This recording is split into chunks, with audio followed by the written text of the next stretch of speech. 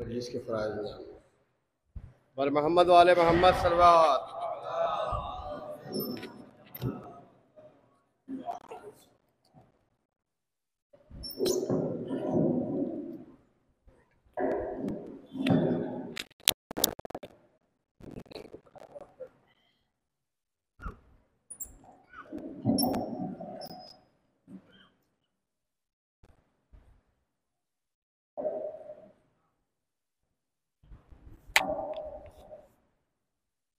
हज़रात गुजारिश गुजार हूँ कि एक मरतबा सूरह हमद और 3 मरतबा कुल अल्लाह की तिलावत फरमाकर मरहुमा इशरत जहाँ ज़ौजे जनाब मुनीर सज्जाद साहब की रूह को इसाले सवाब।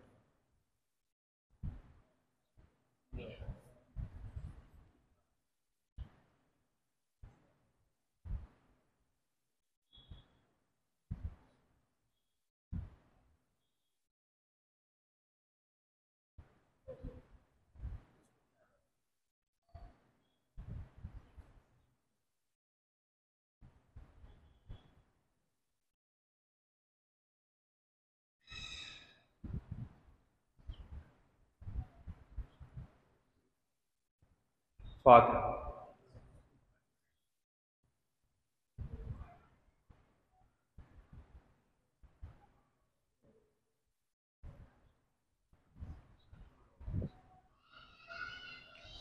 औज़ु बिल्लाहि मिनश शैतानिर रजीम। बिस्मिल्लाहिर रहमानिर रहीम। अल्हम्दुलिल्लाहिल्लज़ी ला यफ़रहु मन्हु वल जुमूद वला युब्दीहि अताउ वल जूद इज़ कुल्लु मौतिन मुंतक़िसुन सवा व कुल्लु मानिइन मज़मूमुन मा खला वल मन्नान बिफ़वाइदिन निअम व अवाइदिल मज़ीद वल क़िसम मख्तलफ़ा अलैहि दहरुन फ़यख्तलिफ़ मिन्हुल हाल वलौ काना फ़ी मकानिन फ़यजूज़ु अलैहिल इंतिक़ाल जल्लत अज़मतुहु वस्सलातु वस्सलामु अलन नबिय्यिल उम्मी वल ख़ातमि लिमा सबक़ वल फ़ातिहि लिमन ग़लक़ अल मुलिनिल हक़ बिल हक़ अबिल क़ासिम मुहम्मद वस्सलातु वस्सलामु अला अहलि बैतिहि तय्यबीन अत्ताहिरीन अल मासूमीन अल मज़लूमीन अल्लज़ीना अज़हबल्लाहु अन्हुमुर रिज्सा व तह्हरहुम तत्हीरा। अम्मा बाद फ़क़द क़ाल सुब्हानहु व तआला फ़ी मुहकम किताबिहिल मजीद व मुत्क़न खिताबिहिल हमीद व क़ौलुहुल हक़। बिस्मिल्लाहिर रहमानिर रहीम। क़ुल ला अस्अलुकुम अलैहि अजरन इल्लल मवद्दता फ़िल क़ुरबा। सल्लल्लाहु अलैहि मोहम्मद।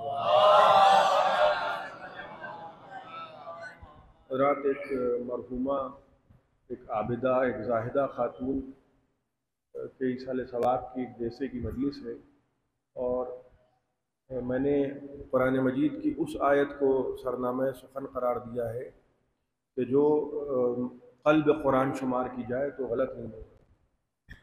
और वो आयत ये है कि ए मेरे हबीब तुम इनसे कह दो, कुल, जहाँ कुल के साथ गुफ्तगू हो तो गोया सीग़े अम्र शुमार होता है, तो तुम कह दो।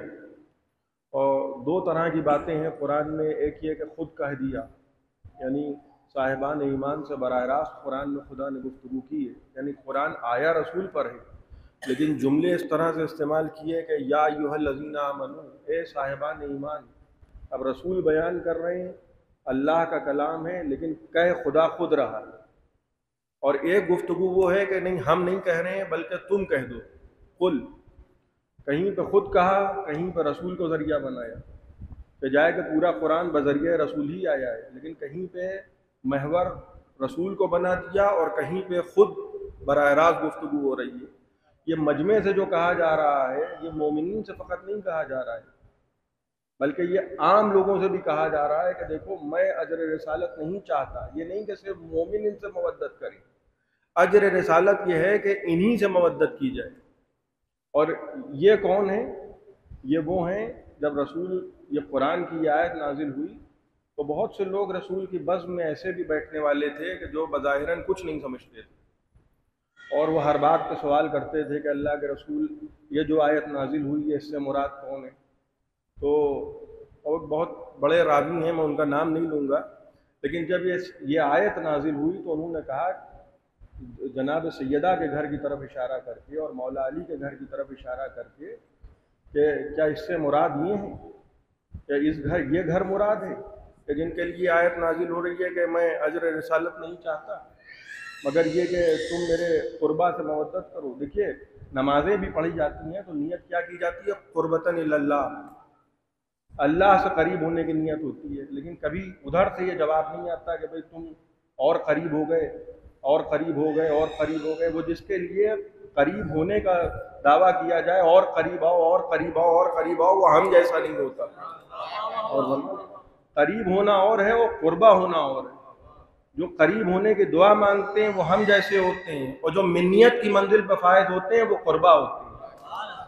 नबी ये कह रहे हैं, आयत कह रही है कि इनसे कह दो कि अजर रिसालत यही है कि मेरे कुर्बा से मवद्दत करो, यही अजर रिसालत है। और देखिए, हमारा तरीका क्या है कि जब भी कोई हमारे यहाँ कोई सानिहा हो जाता है तो हम मजलिस का उन्वान देते हैं। मजलिस होती है तो मजलिस में क्या है कि फ़ज़ाइल व मसाइब अहले बैत बयान हो गए, और हम ये समझते हैं कि जैसे इस दुनिया में ज़िंदा रहने के लिए रिस्क की ज़रूरत होती है, वैसे ही उस दुनिया में जब इंसान पहुंच जाता है तो रिस्क की ज़रूरत उसे भी होती है, क्योंकि हम ये समझ रहे हैं कि वो मर गया। बड़ी अजीब बात आपकी खिदमत में अर्ज़ कर रहा हूँ। देखिए, वालिदैन के कबूर के सराहने खड़े हो के अगर दुआ मांगी जाए तो वो दुआ ज़रूर कबूल होती है। और फरमान है तो वो जो रवायात में वारिद हुआ है, वो यहाँ तक के वारिद हुआ है कि नबी से किसी ने पूछा कि अल्लाह के रसूल, माँ की दुआ औलाद के हक़ में कबूल होती है? नबी ने कहा बिल्कुल कबूल होती है। और सवाल करने वाले ने कहा कि अगर माँ मर जाए तो मैं क्या करूँ? अजीब व गरीब जवाब दिया रसूल ने। फरमाया, अगर माँ मर जाए तो माँ की कब्र पे जाके दुआ मांगो, माँ की कब्र पे जाके दुआ मांगो। यानी जिस तरह जिंदा माँ की दुआ कबूल होती है, वैसे ही अगर माँ इस दुनिया से रुखसत हो जाए, उसकी कब्र पे जाके उसको वसीला बना के दुआ मांगो, तुम्हारी दुआ कबूल होगी। उसने कहा, अल्लाह के रसूल, जब माँ इस दुनिया में नहीं है तो दुआ कैसे कबूल होगी? नबी ने फरमाया, जिस तरह सूखे हुए दरिया में नमी रहती है, उसी तरह मरी हुई माँ की दुआ में असर रहता है। एक सलवात पढ़ दे मोहम्मद व आले मोहम्मद।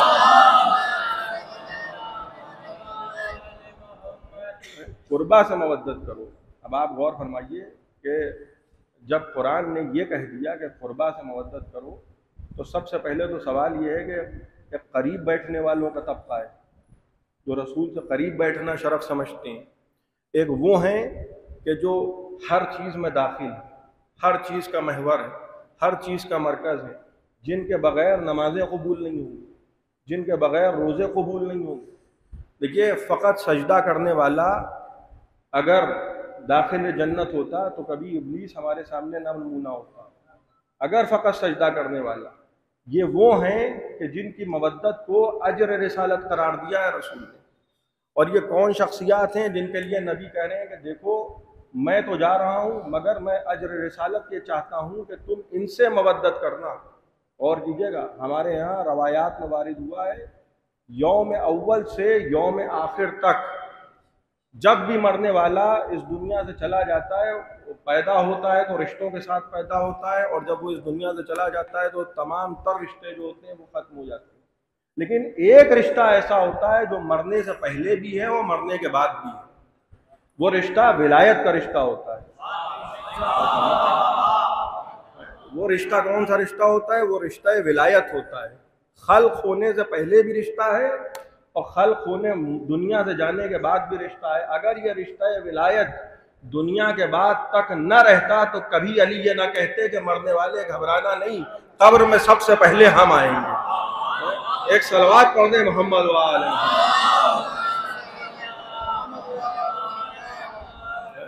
तो अजर रिसालत क्या है? इन्हीं से मवद्दत करो, इन्हीं से, यही जो कुर्बा है इन्हीं से मवद्दत करो। तो इनकी मोहब्बत अगर फ़ायदा ना दे रही होती तो नबी ये कभी कह ना रहे होते कि इनसे मवद्दत करो, इनसे मवद्दत करो। कह जिनसे रहे हैं वो सब के सब रज़ी अल्लाह हैं, यानी रज़ी अल्लाहों से ये कह रहे हैं कि अलैहिस्सलामों से मवद्दत करो, जन्नत की ज़मानत हम देते हैं। और यही वो कुर्बा है। और इनमें सबसे ज़्यादा अहम कौन है?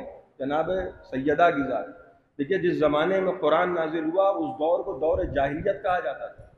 यानी अगर अंग्रेज़ी ज़बान में जाहिलियत का तर्जुमा किया जाए तो अक्सर लोग ये समझेंगे कि लिटरेसी मुराद है, जहालत मुराद है, अंगूठा छाप, अंगूठा टेक, कुछ जानते ही नहीं है।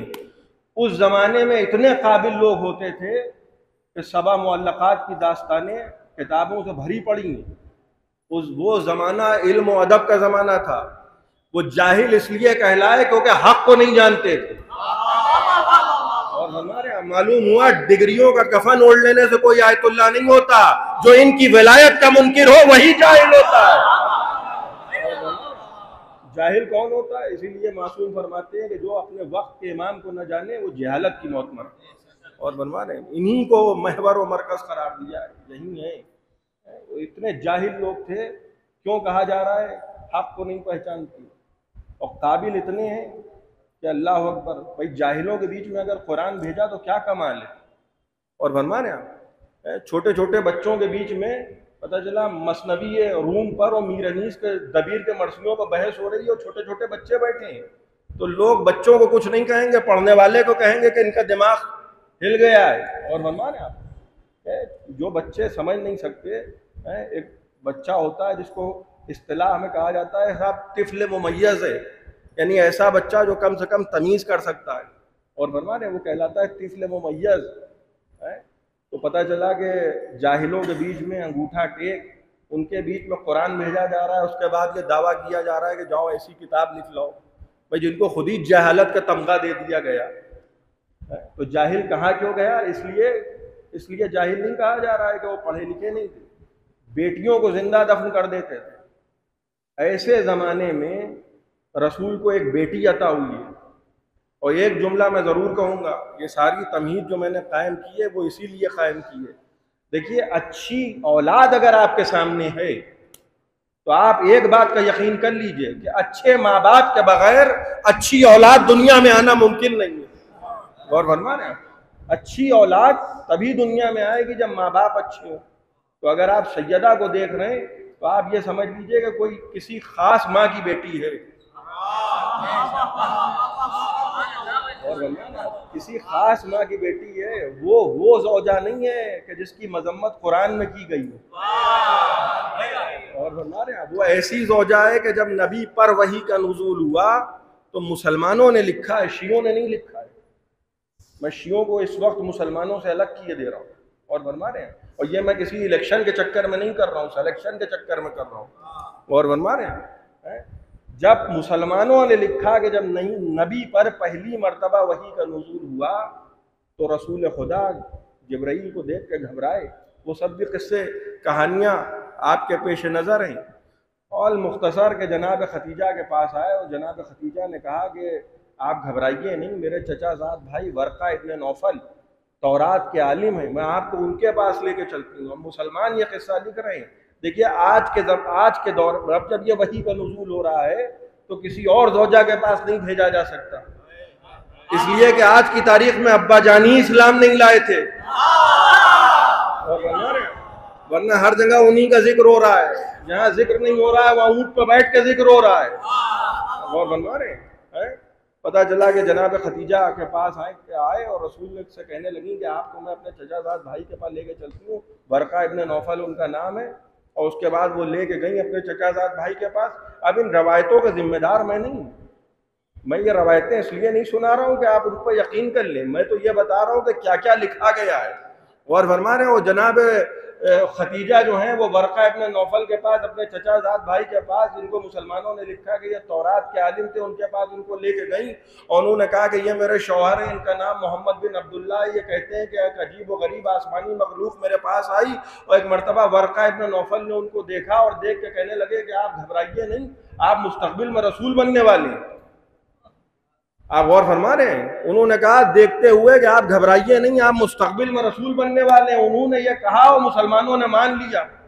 यानी कमाल की बात यह है कि अगर मानने पे आए तो वरक़ा की तस्दीक से उनको रसूल मान ले, न मानने पे आए तो दोनों हाथों पे नबी के अली को देखे एक सलवात पढ़े मोहम्मद वाले मोहम्मद। एक इससे बेहतर सलवात इनायत करें मोहम्मद। न मानने पे आए तो साहब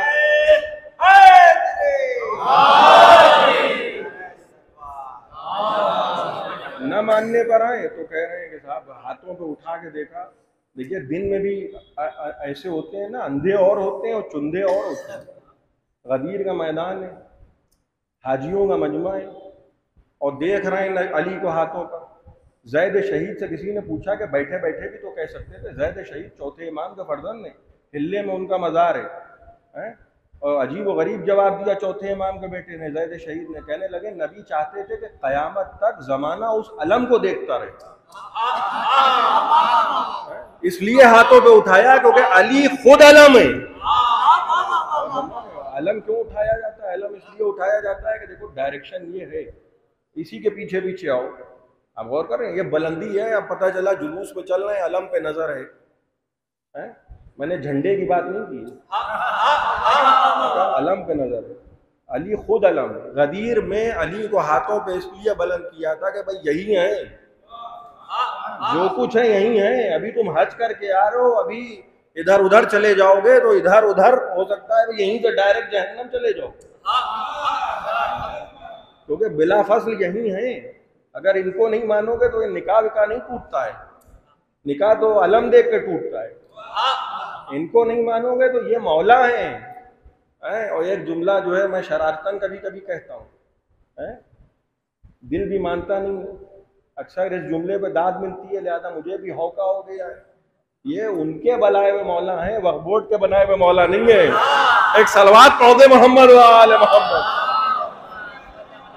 उनके बनाए हुए, जहाँ आयतों का नुज़ूल होता है। देखिए जब अल्लाह किसी को गर्दनों पर मुसल्लत कर दे, खुदा किसी को अगर गर्दनों पर मुसल्लत कर दे, तो काहे की नमाज, काहे का रोज़ा, काहे का हज, काहे की ज़कात, सब किनारे है। इब्राहीम तलहा, सहाबी रसूल का बेटा है इब्राहीम, तलहा का बेटा इब्राहीम चौथे इमाम मदीने में वारिद हुए। देखिए ज़िम्नन बात आ गई, आपकी खिदमत में अर्ज कर रहा हूँ। चौथे इमाम अलैहिस्सलाम मदीने तशरीफ लाए और तलहा के बेटे इब्राहीम ने कहा, फर्जंद रसूल मन गलबा, करबला के मैदान में कौन जीता? देखिए क्या सवाल है। करबला के मैदान में, वाक़े करबला के बाद चौथे इमाम मदीने तशरीफ लाए और तलहा का बेटा इब्राहीम कह रहा है मन गलबा, ए फर्जंद रसूल, ए हुसैन के बेटे, करबला में कौन जीता? जाहिर कुछ और है, बातिन कुछ और है। और फरमाने आप, करबला में कौन जीता? कहा अभी सवाल ना करो। कहा कब सवाल करूं? कहा जब नमाज का वक्त आए तब पूछना। तो फरमाने अभी सवाल ना करो भाई, ये इस वक्त तुम्हारे सवाल का जो वक्त है ये बहुत नामुनासिब है, अभी सवाल ना करो। जब नमाज का वक्त आए तब पूछना। जब नमाज का वक्त आया कहा आप पूछो। कहा बताइए करबला में कौन जीता? मन गलबा। कहा तुमने अजान नहीं सुनी? बड़ी तवज्जो चाह रहा हूं, तुमने अजान नहीं सुनी? कहा सुनी। कहा किसका नाम सुना? कहा अल्लाह का और आपके नाना का। कहा अगर अजान में मेरे नाना का नाम है तो कयामत तक करबला हमारी है। एक सलवात पढ़े मोहम्मद वाले मोहम्मद।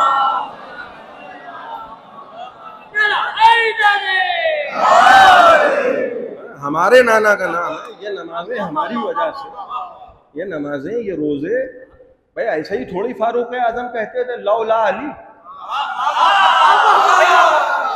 नमाजें तो वो भी पढ़ रहे थे। भाई मैंने देखा नहीं कि अब आप मुझे पकड़ लें कि आपने उनको पढ़ते हुए नमाज देखा, तो मैंने तो कलमा भी नहीं सुना। भाई मैं वजाहती बयान दे दूं, मैं क्यों फंसूं? तो भाई मैंने नहीं देखा उनको नमाज पढ़ते हुए, लेकिन मैं गुमान ये कर रहा हूँ, मैं गुमान ये कर रहा हूँ कि वो नमाज भी पढ़ते थे, रोजे भी रखते होंगे। और बहरहाल, लेकिन उन्होंने कहा यही, उन्होंने ये नहीं कहा कि अगर नमाजें ना होती तो मैं हलाक हो जाता। भाई तरावी कायम करने वाले वही हैं। बल्कि जुमले बदल के कहूँ, भाई हम हिंदुस्तानी लोग हैं, मातृभाषा का हक भी तो अदा करूं। तरावी का आविष्कार उन्होंने किया है, लेकिन उन्होंने ये नहीं कहा कि अगर मैं ये काम ना करता तो मैं हलाक हो जाता। उन्होंने कहा अगर अली ना होते। इसके माने क्या है कि समझ वो भी रहे थे तभी तो बेटे से कहा था कि बेटा गुलामजादा कहा है इनके बेटे ने, तो जल्दी से लिखवा के लाओ। भाई उन्होंने ये नहीं कहा कि भाई खलीफा तो हम है, उन्होंने कैसे कह दिया उतर मेरे बाप के मिंबर से। मिंबर इनका, नमाजें इनकी, रोजे इनके, सब कुछ तो इन्हीं के घर में आया है। जनाब खतीजा ने कहा वर्का इब्न नौफल के पास चलिए, मुसलमानों ने लिखा कि साहब उन्होंने कह दिया कि आप रसूल बनने वाले हैं। देखिए जनाब खतीजा जो हैं, ज़ौजा जो होती है वो होती है शरीक हयात, यही कहा जाता है ना शरीक हयात। इस जुमले में मुझे दाद नहीं मिलेगी और बनवा रहे, लेकिन खतीजा में और गैरों में फ़र्क है। एक बात याद रखिएगा, दूसरी होती है शरीक हयात, खतीजा शरीक कार नबूवत है। और बनवा माल का अंबार रसूल के सामने रख दिया, ये लीजिए ये लीजिए ये लीजिए ये लीजिए। सिक्के पाके रजी अल्लाह बनने वाला तबका और होता है, और लाइए हमारा हक दीजिए, और पता चला हाज़ा मिन फज़्ल रब्बी, लड़े भी नहीं, खुरपी भी ना चलाई, पता चला कुछ नहीं, माल मुफ्त दिले बे रहे हैं। एक ये है कि जनाब खतीजा क्या कर रही हैं कि ये लीजिए, इस्लाम पर इतनी दौलत निछावर की है जनाब खतीजा ने, और वो इसलिए नहीं है कि साहब कुछ मिल जाए, ये लेने वाला खानदान नहीं है, ये देने वाला खानदान है। इसीलिए इनको निसाइल आलमीन करार दिया गया है। और ना सिर्फ यह कि माँ निसाइल आलमीन है, माँ भी निसाइल आलमीन है, बेटी भी निसाइल आलमीन है। लिहाजा अब जो मैं बात अर्ज कर रहा था कि अगर अच्छी औलाद निगाहों के सामने है तो यकीन कर लीजिए कि माँ भी अच्छी होगी, बेटी भी अच्छी होगी। सैयदा की अजमत देखना है तो बाप पे भी नजर रहे, माँ पे भी नजर रहे। अब जो बेटी सामने आई है और बेटी की जो औलाद है वो कैसी है कि पता चला नबी नमाज पढ़ रहे हैं और बेटी का बेटा पुश्त पर बैठा है, सारे रजी अल्लाह पीछे हैं, कितना अच्छा मंजर होगा। आप गौर कर रहे हैं, देखिए नमाजों के दरमियान हुसैन है, नमाजों के दरमियान हुसैन है, और नमाज भी ऐसी वैसी नमाज नहीं है। सहाबी से कल कहा था रसूल ने कि भाई नमाज तोड़ो, हम बुला रहे हैं, और बनवा रहे हैं। वो जल्दी जल्दी पढ़ के आए थे, वाकया जहन में होगा, लेकिन ये कौन है? ये नबी का वो नवासा है। और एक दो मरतबा हुसैन नहीं आए थे पुश्त पे, आज तक मैंने नहीं देखा, किसी भी किताब में मैंने नहीं देखा कोई। अच्छा, रवायतें गढ़ने वालों की तो कमी नहीं थी, दरहम दीनार पे तो रवायतें बिकती थी, रवायतें भी गढ़ ली गई, फजाइल भी गढ़ लिए गए, सब कुछ बना लिया, शजरा नहीं बना पाए। सब कुछ बना लिया। एक रोज एक साहब बैठ के आ रहे थे, 3 जनरेशन साथ में आ रही, 3 जनरेशन एक साथ। ऐसा होता है, दादा जो था वो गधे पे बैठा था और बेटा जो था वो पीछे पीछे गधे को हाँक रहा था, और उसका बेटा जो था यानी पोता जो था वो लजाम खींच रहा था गधे की। रसूल ने देखा और रसूल देख के कहा भाई पूरे का पूरा शजरा ही जब खराब हो, अभी मैं किसी हसद में हो तासुब में नहीं कह रहा हूँ, मैं कल किताबों का ढेर लगा दूँ, उलमा अहले सुन्नत ने लिखा। रसूल ने तीनों को देखा और एकदम से कहने लगे तीनों पे लानत। अब बाद में पता चला कि साहब हादिसाती तौर पे कौन मुसलमान हुआ। देखिए रसूल ने लानत तो कर दी, अब बाद में मुसलमानों ने सब कुछ बना लिया, सब कुछ बना लिया, शजरा नहीं बना पाए। और बनवा रहे, सब कुछ बना लिया, वहीं पे बात आके फंस गई कि भाई शजरा कहाँ से आएगा। और देखिए आले मोहम्मद से फिदक छीना गया, खिलाफत छीनी गई, सब कुछ छीना गया, मगर शजरा नहीं छीन पाए। आप और फरमाए, यानी चौथे इमाम अलैहिस्सलाम, आप तसव्वुर कीजिए, हाथों में हथकड़ियाँ, पाँव में बेड़ियाँ, और एक मर्तबा यजीद के दरबार में और पता चला रजसखानियाँ हो रही हैं। एक मर्तबा चौथे इमाम ने कहा कि यजीद, क्या मैं इन लकड़ी के तख्तों पे बैठ के कुछ कहूँ? आप जुमले गौर करें, लकड़ी के तख्ते, ये नहीं कहा कि मिंबर। पता चला मिंबर की कोई शक्ल की कोई चीज अगर यजीद के महल में रखी है तो वो मिंबर नहीं है। मिंबर तो वो होता है जहां से अहले बैत का हक बयान हो। मैं बयान करूं, यजीद घबरा रहा है, उसको अपनी भी औकात मालूम थी, शजरा मालूम था, वो जानता था कि भाई हम क्या है, ये क्या है, हालात बज़ाहिर कुछ सही है, वो घबरा रहा है। और लोग कह रहे हैं कि अरे साहब अब ये क्या बोलेंगे, इनको मिंबर पे जाने दो, बोलने दो। अब ये क्या बोलेंगे, वो कहने लगा नहीं तुम इनको जानते नहीं हो, ये अगर मिंबर पे चले गए तो फजीहत अबू सुफियान और आले अबू सुफियान किए बगैर नीचे नहीं आएंगे।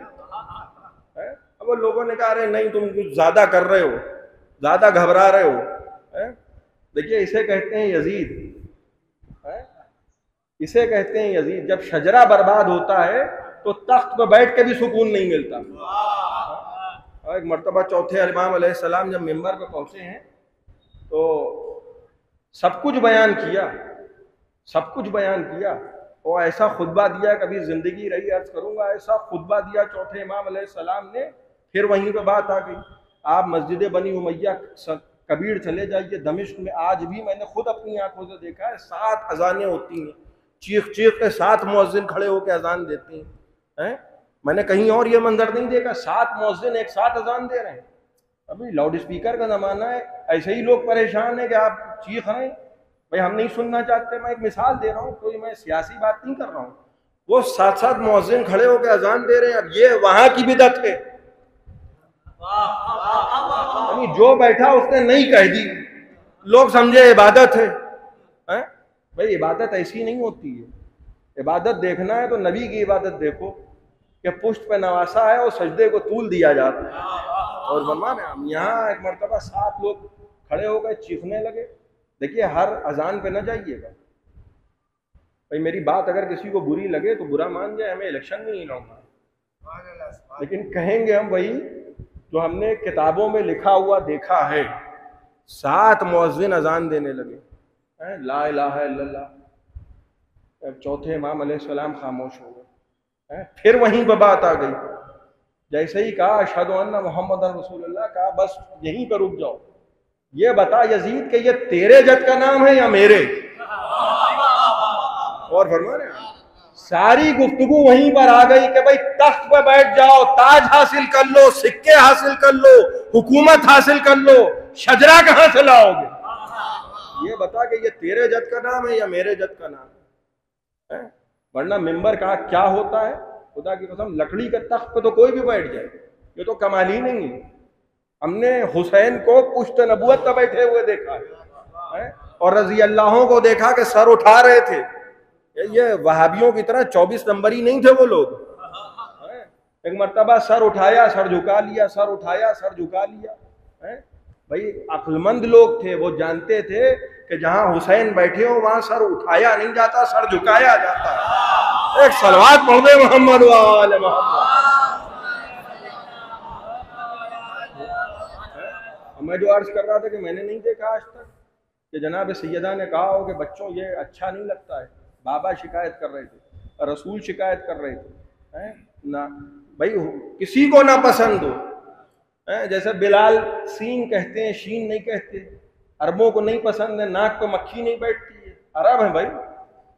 और बनवा ना ये इनका तलफ़ुज़ नहीं सही है, कहा भाई खुदा को यही पसंद है, यानी आपकी सूरत नहीं पसंद है, इनका जो हबश का तलफ़ुज़ है वो खुदा को पसंद है। तो जैसे मुंह लटकाए हुए आए थे वैसे ही मुंह लटकाए हुए चले गए। और बनवाने भाई जब बिलाल का मुकाबला नहीं हो सकता तो ये तो हुसैन है। और बनवाने मगर यही हुसैन है, ये बच्चों की हिकमत है। सिर्फ बच्चे नहीं है, ज़माने के इमाम है।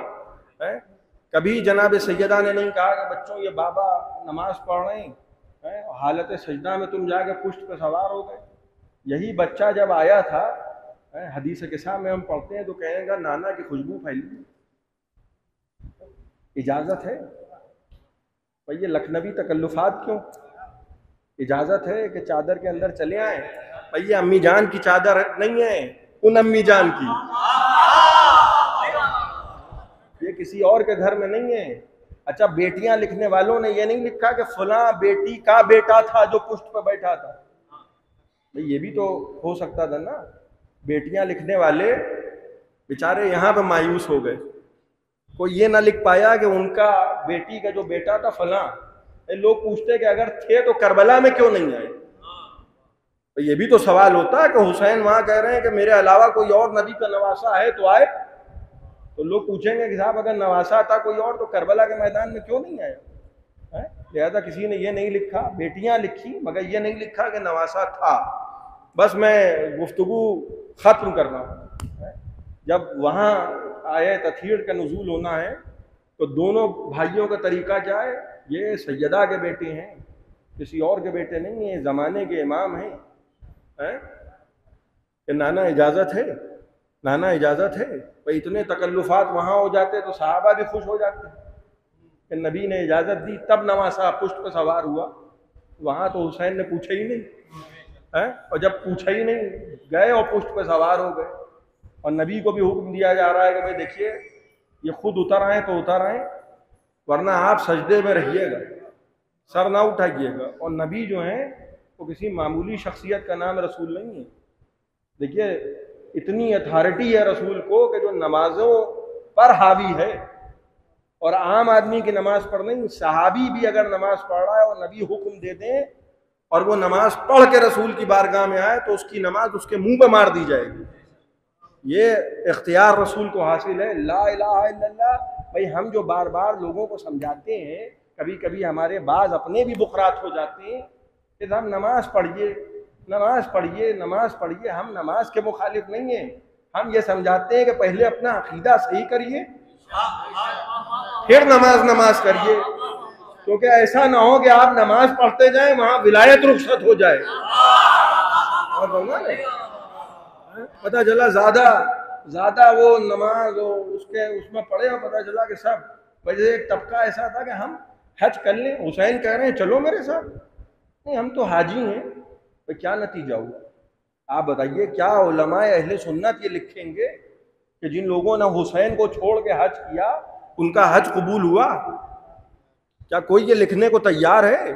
क्या कोई ये कहेगा कि हुसैन को छोड़ के वो इबादत जो उन्होंने अंजाम दी, हुसैन को छोड़ के वो कबूल हुई? इबादत क्यों नहीं कबूल होगी? इसलिए कि हुसैन वलीउल्लाह हैं, हुसैन हुज्जतुल्लाह हैं। जब इमाम को छोड़ दिया जाएगा तो इबादत फायदा नहीं देगी। उसूल दीन और होते हैं, फुरूअ दीन और होते हैं। यही तो शैतान को समझाया जा रहा था कि भाई देखो इनको सजदा करो, वो बन गया बुकरात। जैसे बात हम में हो जाते हैं कि साहब वो इबादत तो कीजिए, इबादत तो कीजिए। अहले बैत को छोड़ के अगर इबादत की जाएगी तो इबादत तो होगी, मगर वो इबादत कबूल नहीं होगी। और बनवा रहे हैं, यही है असल। नवासा कह रहा है नाना इजाज़त है कि चादर के अंदर चले आए, वहाँ इजाज़त मांग रहे हैं। जहाँ मांग लेते इजाज़त 10 लोग देख लेते, ये तो घर है, माँ का घर, माँ की चादर, 4-5 लोग हैं, एक वो जो अलैहिस्सलाम आसमान से आया है, इजाज़त है। अच्छा अल्लाह की इजाज़त से आसमान से आया, आप गौर कीजिएगा। भाई जिब्राइल हम नहीं है, और फरमा रहे हैं आम इंसानों की तरह नहीं होते हैं फरिश्ते, जहाँ दिल चाह चले गए। और फरमा रहे हैं भाई अल्लाह ने हमको आज़ाद भी रखा है और थोड़ा ज़क़ैद भी रखा है। आज़ाद कैसे रखा है कि अगर मैं चाहूँ माज़अल्लाह तो किसी भी ऐसी जगह पे पहुँच सकता हूँ जहाँ मुझे नहीं जाना चाहिए। लेकिन फरिश्ता ऐसा नहीं होता है कि जहाँ दिल चाहा जब दिल चाहा चले गए। अगर फरिश्ता आसमान से ज़मीन पर आया है तो अल्लाह की इजाज़त से आया है। देखिए अज़मत जनाब सैयदा समझिए। और एक मर्तबा चादर में दाखिल होने के लिए कहने लगा इजाज़त है कि चादर के अंदर चलो। पता चला खुदा की इजाज़त के बाद जिसकी इजाज़त की ज़रूरत पड़े उसे सैयदा कहते हैं। एक सलवात पढ़े मोहम्मद वाले मोहम्मद। अब इब्ने तैमिया जैसे लोग सुनिए क्यों इजाज़त तलब कर रहे हैं। इब्ने तैमिया जैसे लोगों ने लिखा कि 19 मौके ऐसे आए, ये बनी उमैया के दस्तरखान का हक अदा हो रहा है। वो जो हड्डियाँ बोटियाँ खाई गई हैं कि भाई इनमें ऐब तो निकालो तभी तो हम अच्छे होंगे। वो मुआविया को अबू सुफियान, सुनिए शजरा सुनिए, अब मैंने गुफ्तगू ख़त्म की। अबू सुफियान, गौर कीजिएगा, अबू सुफियान जंग लड़ी रसूल से, और उसके बाद जो है वो उसकी ज़ौजा हिंदा जिगर खारा जिसने रसूल के चचा का कलेजा छपाया, इन दोनों का जो नतीजा बरामद हुआ वो मुआविया की शक्ल में बरामद हुआ। गौर कीजिएगा मुसलमानों ने क्या किया कि फास्ट फॉरवर्ड तरीके से अबू सुफियान को बना दिया रज़ी अल्लाह, और उसके बाद अपनी बड़ी बड़ी किताबों में लिखा, यानी बड़ी बड़ी से मुराद सिहाए सित्ता की किताबें। और मैं अपनी तरफ से नहीं अर्ज़ कर रहा हूँ, किताबें मौजूद हैं और मेरे पास मौजूद हैं। लिखा कि रसूल की बारगाह में अबू सुफियान आया और रसूल मना तो करते नहीं थे। यानी रसूल का अखलाक ये था कि जब भी उनसे कुछ कहा जाता था तो वो कहते थे ठीक है, ये मुसलमानों ने लिखा है, मुसलमानों ने लिखा है, यकीन न कर लीजिएगा। और फरमाने आप देखिए यहीं पे होता है झूठ बोलने में, जैसे कहते हैं ना कि अब झूठ बोल रहे तो धोखा हो गया, गौर ही नहीं किया। 250 साल बाद जब गढ़ी, 300 साल बाद जब झूठ बोला, 800 साल बाद झूठ बोला, तो झूठ बोलने में दिमाग को गौर ही नहीं किया। अच्छा, अली वालों के पास अक्ल होती भी नहीं, जो अली के दुश्मन होते हैं उनके पास अक्ल वक्ल नहीं होती। नतीजा क्या हुआ कि वो कहने लगे कि अबू सुफियान जब आया रसूल के पास तो अबू सुफियान ने कहा कि भाई आप 3 बातें मेरी कबूल कर लीजिए। रसूल से अबू सुफियान ने कहा कि 3 बातें आप मेरी कबूल कर लीजिए। उन्होंने कहा क्या? कहा एक तो जैसे मैं आज तक मुसलमानों से लड़ा, आप दुआ कीजिए कि वैसे ही मैं काफिरों से लड़ूं। एक बात रसूल ने कहा ठीक है। का दूसरी बात यह कि मेरा बेटा जो है मुआविया, उसको कातिब कुरान बना लीजिए। रसूल ने कहा अच्छा ये भी ठीक है। और कहेंगे तीसरी बात यह कि मेरी बेटी है उम्मे हबीबा, उससे आप अक़्द कर लीजिए। ये 8 हिजरी का ये पूरा वाकया बड़ी बड़ी किताबों में गढ़ा गया। बस यहीं पर लतीफ़ा सुनिएगा। गढ़ तो लिया कि अबू सुफियान ने आके कहा कि साहब आप दुआ कीजिए कि मैं आज के बाद जैसे आज तक आपसे लड़ता रहा वैसे ही आज के बाद काफिरों से लड़ूं। रसूल ने कहा ठीक है। कहा मेरे बेटे को कातिब बना लीजिए। कहा ठीक है। कहा मेरी बेटी से आप कर लीजिए। कहा ठीक है। और ये नहीं गौर किया कि 8 हिजरी में झूठ बोल रहे थे और 6 हिजरी में रसूल का अक़्द हो चुका था। और फरमाने यानी 2 बरस पहले रसूल का अक़्द हो चुका था, मगर जब झूठ बोला तो झूठ बोलने में यह गौर नहीं किया कि वो तीनों कहानियां जो गढ़ रहे हैं कि मुआविया को कातिब बना ले। और क्यों ये हुआ? इसलिए हुआ कि जब भी हम बुरा कहें कि वो फला अली से लड़ने आया था उस पर लानत, तो लोग पलट के कहें कि साहब वो तो कातिब कुरान थे, आप उनको बुरा न कहिए। किसको बुरा कहें? पता चला कहने लगे कि साहब यजीद को भी बुरा न कहिए, हो सकता है खुदा माफ कर दे। तो नतीजा क्या निकला कि साहब किसी को बुरा न कहिए। इसीलिए अल्लामा इरफान हैदर आबदी ने एक मशहूर जुमला कहा था कि जो 3rd क्लास काफिर थे वो जब 1st क्लास मुसलमान हो गए तो पता चला कि साहब हमने ये कहा तो कहने लगे ये भी शहजादे। 2 शहजादों की जंग है करबला में। यही तो कहा, ये जो मोहब्बत होती है ये बड़ी दूर तक के ले जाती है आदमी। और बराए करम किसी भी दुश्मन अहले बैत से राई के दाने के बराबर भी मोहब्बत तो बहुत बड़ा जुमला है। जो कहते हैं कि रवादारी न रखे कोई, इसलिए कि रोज़ महशर कहीं ऐसा ना हो कि हम अपने आप को वहाँ पाएं कि इनको कुछ न कहिए, उनको कुछ न कहिए, उनको कुछ न कहिए। देखिए 2 ही रास्ते होते हैं, या तो लोग राजी हो जाएं या सैयदा राजी हो जाए। और बनवा ना, अगर ये राजी हैं तो खुदा राजी है। और शेख सदूक अपनी किताब में देखिए वही खातून की अजमत, वही दर्जा शेख सदूक फरमा रही अपनी किताब अमाली में। मैं अक्सर ये रवायत पढ़ता हूँ कि जब जनाब सैयदा की सवारी आएगी तो रसूल भी खड़े, 1,23,999 अम्बिया खड़े हैं, शुहदा खड़े हैं, सिद्दीकीन खड़े हैं, सब खड़े हैं। और किसका इंतज़ार हो रहा है कि साहब रसूल की बेटी की सवारी आ जाए। ये जो दर्जा है ना कि हुज्जत खुदा है, ये आयत अखीर तब तक नहीं आई है जब तक कि जनाब सैयदा उसमें नहीं आ गई। फ़कत खातून नहीं है, हुज्जत खुदा है। और मासूम फरमाते हैं कि फातिमा ऐसी हुज्जत है कि हम तुम पर हुज्जत है, सैयदा हम पर हुज्जत है। अगर वो ना होती तो मौला अली का कोई कुफो नहीं था। वो खातून के जो अपने बाप की माँ का दर्जा रखती है। और रोज़ महशर शेख सदूक फरमाते हैं कि जब सवारी आएगी बेटी की तो बाबा कहेंगे बेटी मेरी उम्मत के लिए सामान शफात क्या लाई? तो जनाब सैयदा कहेंगी बाबा परेशान ना हो बाबा, देखिए रसूल खुदा पूछ रहे हैं, शाफ़े रोज़ महशर रसूल खुद हैं। सारी उम्मत का वाहिद दारो मदार रसूल पर है। और रसूल क्या कह रहे हैं? बेटी तुम बताओ क्या है सामान शफात? एक मरतबा आबा का दामन खोलेंगी और कहेंगी बाबा आपकी उम्मत के लिए सामान शफात यदाने मखतूअताने ले वलदी अल अब्बास, मेरे बेटे अबुल फजल अब्बास के ये 2 कटे हुए हाथ, मेरे बेटे अबुल फजल अब्बास, जनाब सैयदा के बेटे नहीं है जनाब अब्बास। कि दुनिया जानती है जनाब उम्मुल बनीन के बेटे हैं, लेकिन एक माँ ने अब्बास को इस तरह पाला है, वही माँ की तरबियत। यही करबला के मैदान में जब आप देखें तो माँओं का किरदार सामने आता है। वही करबला के मैदान में जब आप देखें तो हुसैन जाते जाते किससे कह रहे हैं, मेरी बहन ज़ैनब, दो बातों का ख्याल रखना, एक तो मेरी सकीना को सीने पे सुलाती रहना, दूसरे इस भाई को नमाज शब में न भूलना। लुटा हुआ काफिला जनाब सैयदा जब दरबार में गई थी तो वापस आके मौला अली से फरमाया, या अली, किसी ने मुझे बैठने के लिए नहीं कहा। मैं कहूँगा शहजादी आपके लिए ये बात बहुत अहमियत रखती है, क्योंकि जब जनाब सैयदा रसूल खुदा के सामने जाती थी तो रसूल खुद उठ के खड़े हो जाते थे और अपनी मसनद पे अपनी बेटी को बिठा लेते थे। जनाब सैयदा जब दरबार में गई हैं तो किसी ने बैठने के लिए भी नहीं कहा। तो मैं कहूँगा शहजादी, कम से कम आपको बैठने के लिए नहीं कहा, वो आपकी बेटी ज़ैनब जो 72 घंटे बाबुस्साद पे खड़ी रही, उस शाम के बाजार का सदर दरवाज़ा 72 घंटे बाबुस्साद पे जनाब ज़ैनब खड़ी रही। बस चंद जुमले सुनिए, मैंने आपकी जहमतों को तमाम किया, और इसलिए खड़ी रही 72 घंटे बाबुस्साद पे कि बाजार की आईना बरदारी की जा रही है, बाजार को सजाया जा रहा है, बाजार को आरास्ता किया जा रहा है, और आहिस्ता आहिस्ता काफिले को गुजारा जाएगा। लीजिए, आहिस्ता आहिस्ता जब काफिला गुजरने लगा तो चौथे इमाम काफिले की क़यादत कर रहे हैं, छोटे छोटे बच्चों का साथ है, 4 बरस की सकीना भी है। शहजादी ज़ैनब बालों से पर्दा किया।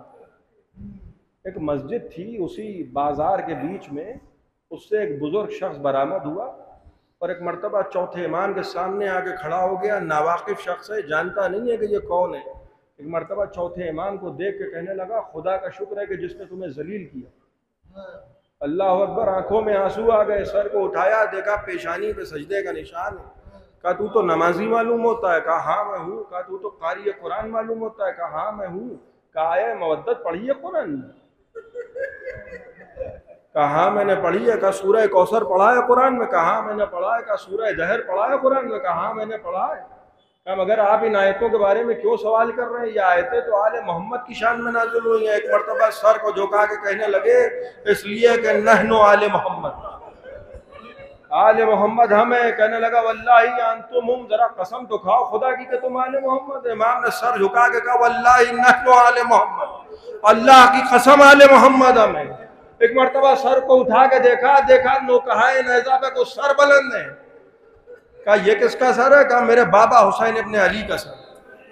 कहा, ये किस जवान का सर है? कहा, 18 बरस के कड़ियल जवान अली अकबर का सर।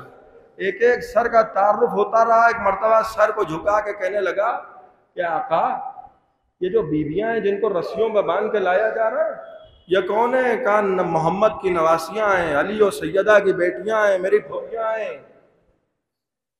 एक मरतबा रो के कहने लगा, मौला मैं इतना ज़ईफ हूं कि मैं तलवार नहीं उठा सकता। बस मैंने आपकी जहमतों को तमाम किया, खुदा आपको कोई गम न दे सिवाय गम सरकार सैयदुल शुहदा के। कहा, मौला मैं इतना ज़ईफ हूँ कि मैं तलवार नहीं उठा सकता। ये मौला बस मुझे इतनी इजाज़त दीजिए कि मैं इस काफिले के सामने लेट जाऊं और ये पूरे का पूरा काफिला मुझे रौंदता हुआ गुजर जाए, ताकि कयामत के दिन आपके नाना से कह सकूं, ए अल्लाह के रसूल, मैंने बाजार शाम में आपकी नवासियों को बेरिदा बाजार में नहीं देखा।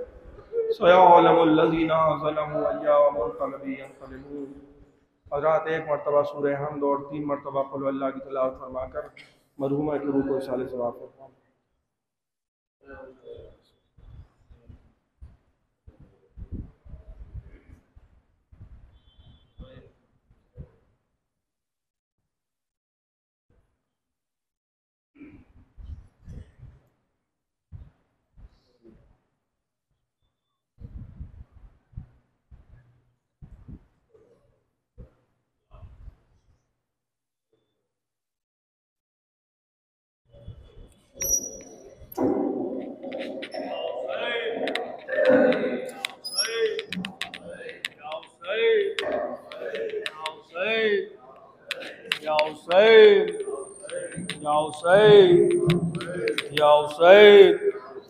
घर अकेली आ